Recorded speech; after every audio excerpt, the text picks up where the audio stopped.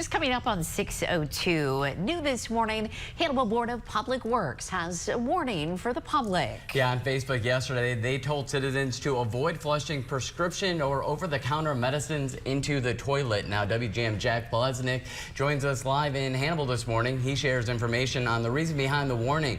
Good morning, Jack. Good morning, Andy. It's something you may have done out of convenience, but flushing medication like this down the drain can cause damage to both aquatic life and the water. The small size of the prescription and over-the-counter drugs will sometimes get past the wastewater treatment plant filters and into the digestive system of fish. One official with the Hannibal Board of Public Works says antidepressants specifically could affect fish population.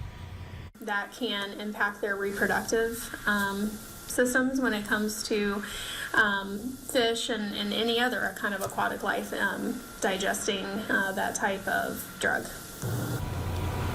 Mitchell says while it hasn't been a repeat issue in Hannibal, the Board of Public Works still wants to raise awareness about avoiding flushing medicine down drains. She says more commonly flushed items to also avoid are paper towels and diapers. Live in Hannibal, Jack Plesnick, WGEM News. Now, Mitchell advises people to look into local drug take-back programs as a better way to get rid of their unused and outdated medication. Students